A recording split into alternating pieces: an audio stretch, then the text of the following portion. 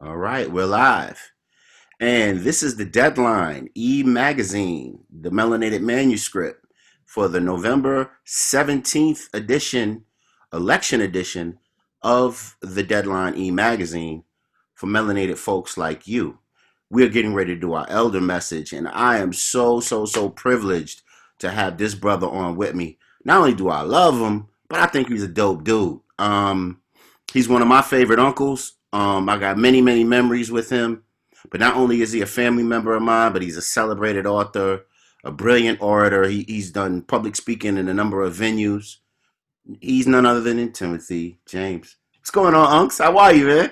It's all about you, my brother. Yeah, I wanted to get you on for a while to do this elder message, and I'm glad I caught you. It was in a pinch, so I'm glad you were able to jump on with us and, lend your critical view of the world and what it looks like right now. So let's just jump into it. You all right? Hmm. Okay, so real quick, if you want to, in a few words, let the viewers know a little bit about yourself and some of the things that you've, a little bit about your journey, and I'll let you take it away. Okay. Well, how can I say this? I'm an activist when it comes to recovery, substance abuse recovery. I wrote a book and about my journey through my substance abuse problems. I was a heroin addict for almost 35 years, functional for the first 20, and in March, I'll be celebrating 20 years of sobriety. Congratulations, I've, that's awesome. thank you, bro. I've traveled extensively across this country and in some other countries, speaking, doing public speaking, and I try to be the voice for those who have not and are still suffering, have not had a chance to get up out of there. But yeah, that's pretty much what it is, you know. Hey, I got an uncle that's a globe trotter.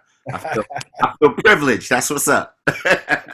So, we want to get your uncanny, unapologetic opinion and your senior wisdom on some things that have been ruminating and resurfacing themselves in our community over the last year. And see what you think and where you at with it, and if you have any words of wisdom for us at the end. So first would be, um, what do you think of this latest election season? What's your opinion on it? What's your thoughts? I follow politics since Nixon. Okay.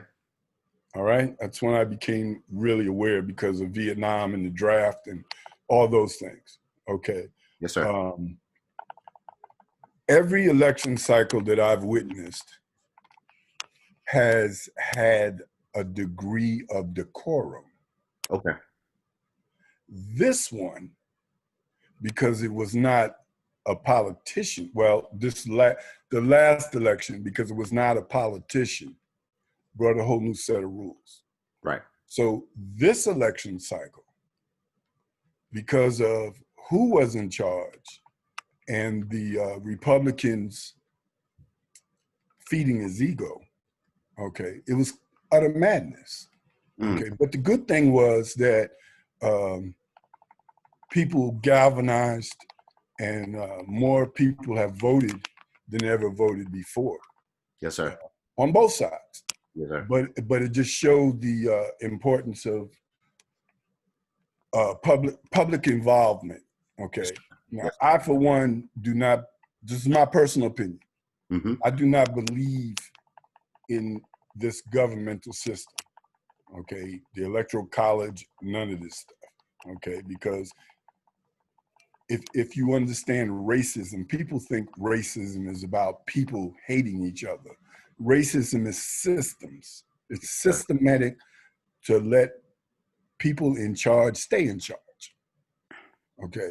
And that's what this is a confirmation of. The Republicans, I mean, 45 was obviously a racist. And for them to have backed him and continue to back this nonsense about he won shows the racist system Right. at work. Right. Okay. Right. So, so I feel. Absolutely. Absolutely. many times. I've done many exposés on my show, the Real HD Show, about the trying to educate the public and give civic awareness about voting and the truth about the electoral process, the electoral college, the two party system, the you know the first to the post system that needs to change, how we need more elected officials, more choice, so on and so forth. Do you have what are your critiques, or what is your thoughts on the two uber popular choices for Democratic nomination, Biden and Harris? Well, what do you think of those two? I look. These elections are always the lesser of two evils. Yes, sir. Okay, Harris has only been embraced since she was picked for vice president. When Mm, she was running for president, we wasn't feeling it, and mm, rightfully so, because when she was a district attorney in California, she wasn't about us. mm. Okay, now I know this is not a black-white thing, but Right. I'm a black man. Okay, Yes, and sir. I felt the brunt of the criminal justice system unfairly many times. Right. So I feel some kind of way about her choices then. Um, Biden, him and when he was in Congress and passing those laws that were designed to lock us up. Right. Okay, so I ain't feeling him either. Right. But they're a better option than the knucklehead that's there. Okay. So that's a perfect segue. What's your thought on the 45th and Donald Trump? Trump, Yes, sir. listen, this is coming from someone who knows what it is to be a con man. Okay, I spent most of my youth as a con man Yes, sir. because I learned early Plain. I had the gift of gab. Speak plain. Okay, I hear you. and the old school junkies and people that educated me in the street told me this was a gift. Now, once you've been that way, you recognize one immediately. Takes one to know one. Right. Okay. Right. Now I no longer live like that, but this guy, he's not even slick with it. Right. Right. You know what I'm saying? He's just blatant with it because he can be, because people embolden him to be. It's Exactly. not about him. And this is the thing that we miss, because everything is focused on this idiot. And Hmm. it's not about him. It's the Hmm. people who embolden him and empower him to Hmm. continue to say and do the dumb stuff. I'm trying. The dumb stuff that he does. Yes, sir. You know what I'm saying? But he's a complete idiot. Yes, sir. Yes, sir. Now, do you think that that is by design, or do you think that that is part and parcel of his personality? Him being an idiot, Yes, sir. he's a narcissist. Okay. Okay. He's Okay. an uneducated narcissist. Right. That's what makes him an idiot. Okay. Right. I'm not just saying the word because he's stupid. He is stupid. You know what I'm saying? Right. But So even though he went to Wharton School of Business, you can still no, be. no, no, no. He's not a businessman. Yes, Okay. sir. What he's smart at is getting people to do stuff that he wants done Right. that is illegal. Uh-huh.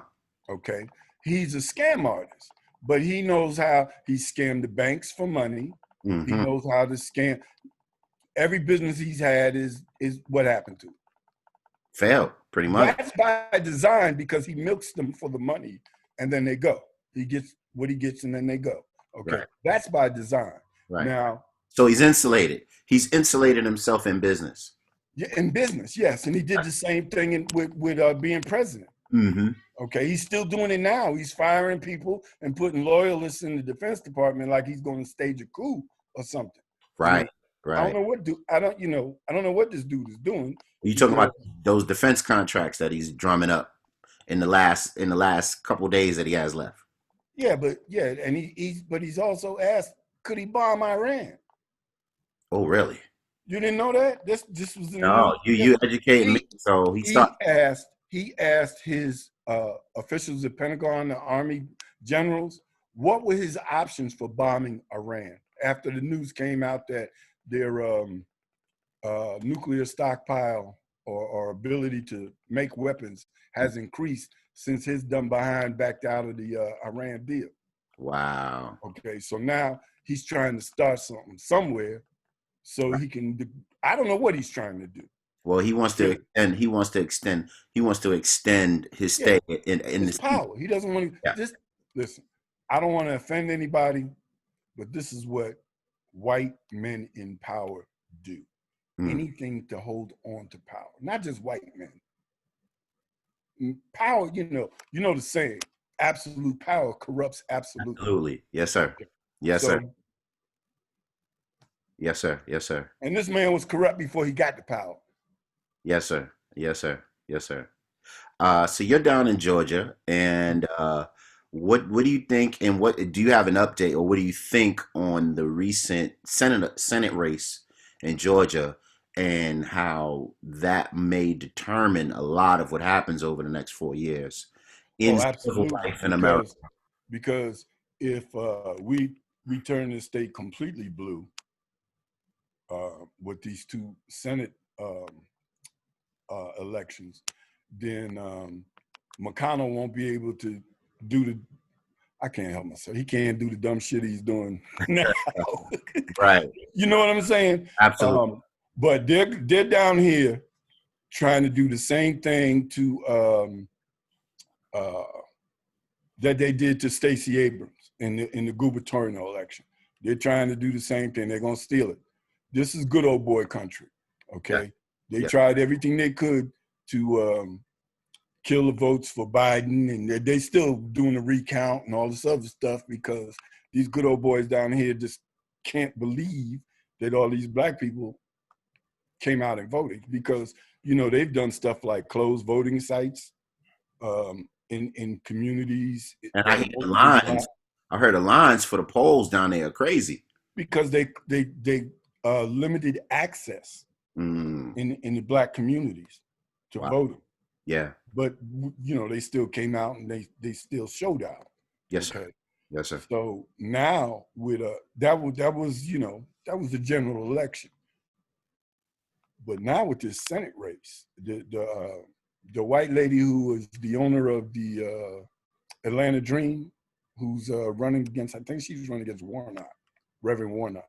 Okay. Anyway, she's one of Trump's people because she's I think she's a multimillionaire. I know she got a lot of money, and she's extremely conservative.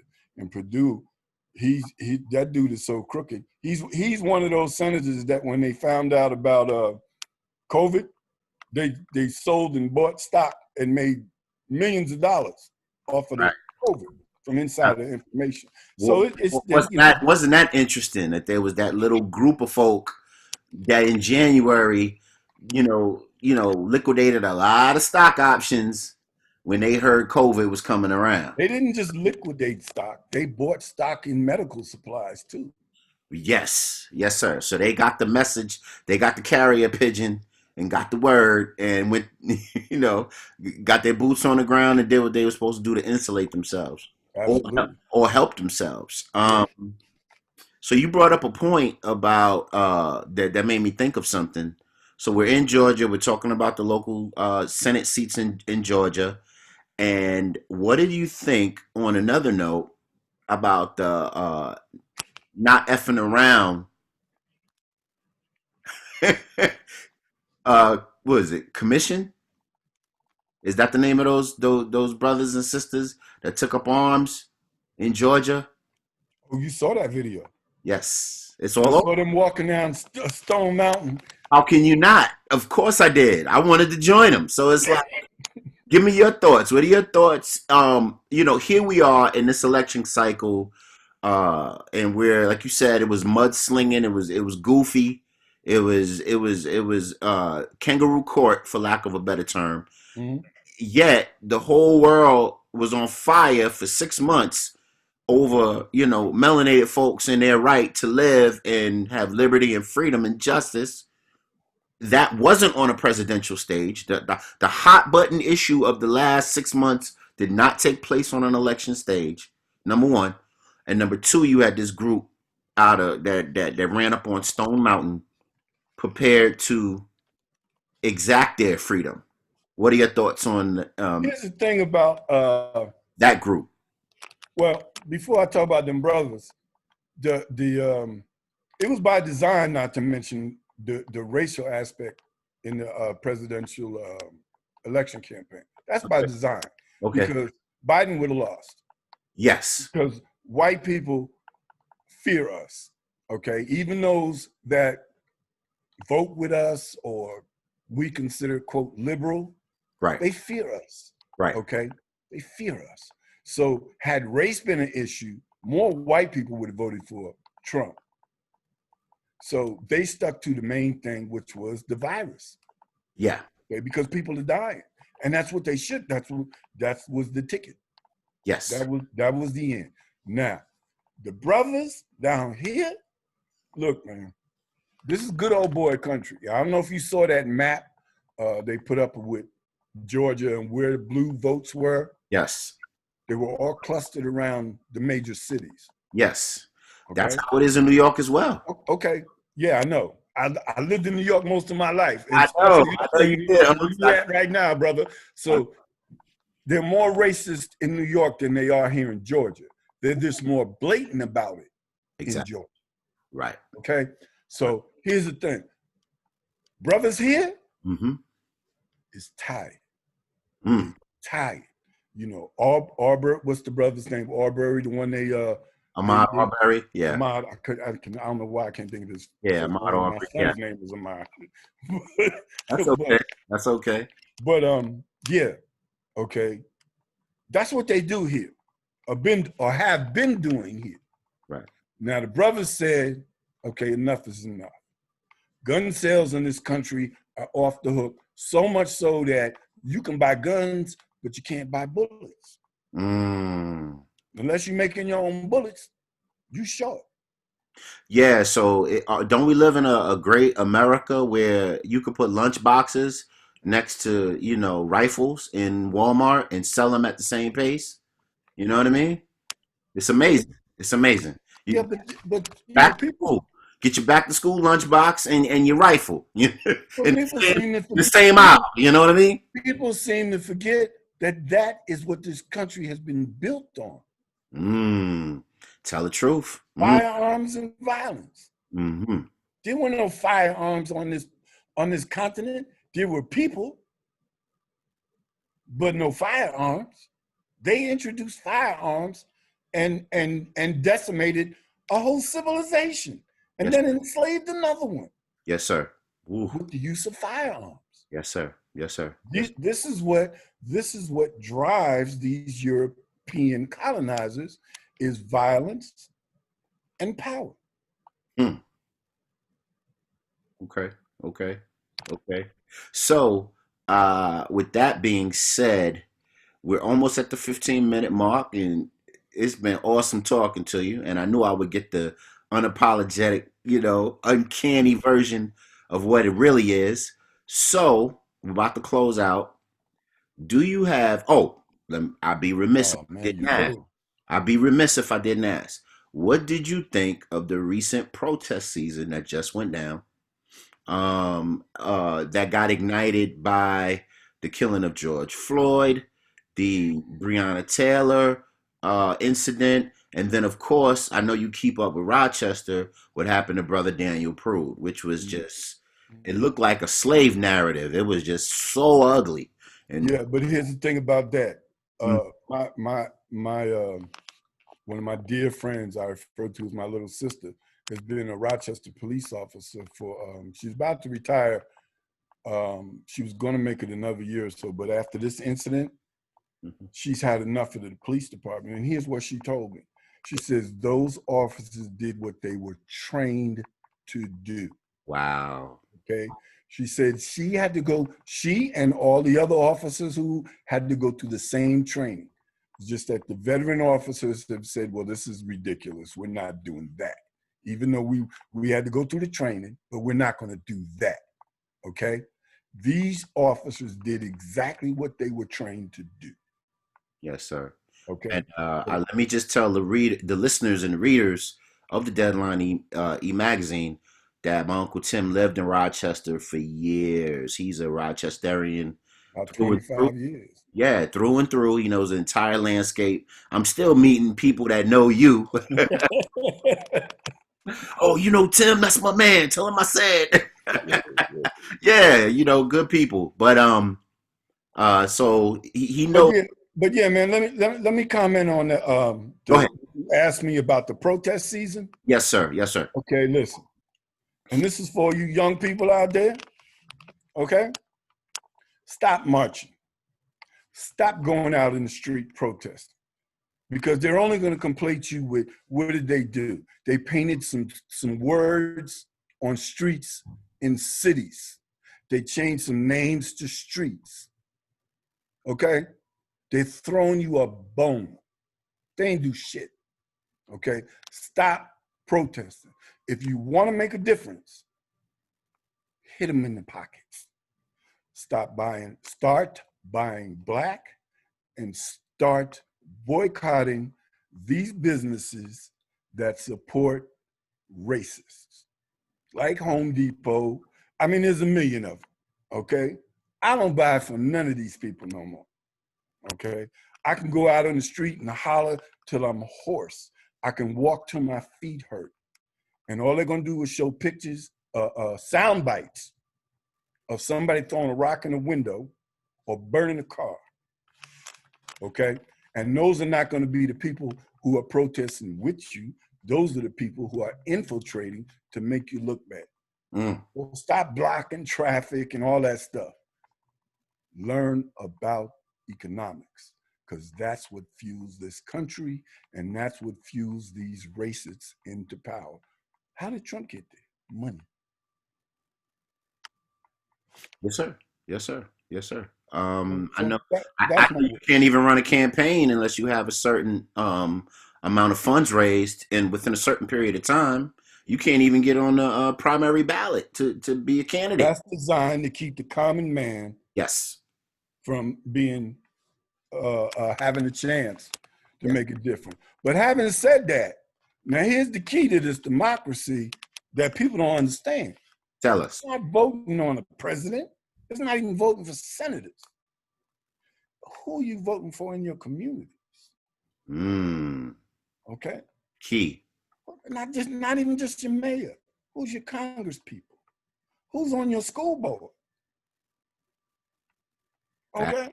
These are the people that have direct control over your life. They are making the decisions that affect your life, not Trump. So if you're not voting, if you're not, well, I won't say voting, but if you're not involved in what's going on in your community, where you live, where you eat, where your children go to school, then you're at their mercy. And all that protesting and it ain't gonna do nothing. Look, in my lifetime, bro, it has done nothing. You know, Martin Luther King, they got an image of Martin Luther King that most of these young people don't even know. They haven't heard some of his speeches where it ain't all I have a dream. Right. Okay? Yeah, I do know. Yeah, I know you do. Yeah, But I hope the people that watch your what do you call it, podcast? I don't even know what they magazine. I'm sorry, bro. That's okay. That's okay. Take your time. Bro, I'm up here in the cave. I don't know nothing. So I'm hoping that you can reach some of these people and get them to understand what's really going on. Right. What's really going on. Yes, sir. Yes, sir. Yeah, so it's been great talking to you, and we're gonna hit right here on the Deadline, the Melanated Manuscript magazine. We love to give our seniors their roses, and the way we do that is we let you by acknowledging you and your greatness to reach the age that you've reached. the knowledge and wisdom and understanding that it takes to traverse this continent of the United States and be the age that you are, that deserves honor right there. And then also, do you have any last words of wisdom before we sign off to give the upcoming generations that they can walk away with so that they can live healthier, wealthier, and wiser? The thing that I would say is don't trust social media, Google. If you want to learn something, I know this is foreign to young people, go to a library, read a book, okay? Research whatever it is that you're interested in. Yes, sir. Because you just accept, if you just hit Google and you read this and you accept it, which we have done all our lives because they control the narrative. Yes, sir. So my advice would be research and don't believe the hype. Oh, you went back there, huh? You went back to the 80s on us. I hear you. Bro, it because we are so conditioned. We are so conditioned that if I was to tell you something, a fact, I'm not talking about you personally. If I would tell you a fact, and this has happened to me with many of my friends, many educated people, Right. They don't believe it until it's confirmed by a Caucasian. That part. That part. Mm-hmm. Mm-hmm. Yeah. Yeah. Yeah. That is our authority figure. We believe what they tell us. That's why all these people are believing what Trump says. Yes, sir. Yes, because he's authority figure. Yes, sir. And we are conditioned from children in preschool to listen and obey the authority figure. That's why if you're allowing schools to educate your children are not being educated. Wow. That's your responsibility. Wow. Okay. Say it again. Say it again. Say it again. So for the deadline, the E Magazine, the Melanated Manuscript, I thank you. Once again, this was Timothy James, celebrated author and public speaker. And he broke it down. He made it real simple and made it plain. And I thank you, Unks. I appreciate you taking time out of your night to chop it up with us and give us that good word. And any last remarks? Bro, I got nothing but love for you. You know Thank that. you. Thank you. You know that. Anytime, anywhere, any place. Yeah, man. Every time I'll be there for you, my brother. Thank you, Unks. When you started going off, I said, "Oh man, I hear my dad." Wow, I was like, "Wow, my dad is right here with me." So, yeah, he influenced me heavily. You know, we've had that conversation. Of course. He influenced me heavily because he broke away from the norm. Yeah. When people didn't even know there was a norm. Yeah. Okay. Yeah. We ain't know. Yeah, he was a hell of a guy. Yeah. Taken way too soon. Yeah. But thanks for your time, Unks. I'm gonna get ready to sign off. Thank you once again. I know I'm saying thank you a lot, but you didn't have to do this. So I really, really appreciate it. And check out more really, really great elder messages in deadlinerock.com, issues to come. Thank you. And this is AJ James for the Deadline, Timothy James for the Deadline, signing off. Peace and love. Right on, right on. All right. Thanks, Unks. Appreciate you. All right. No doubt, bro. All right. Talk with you soon.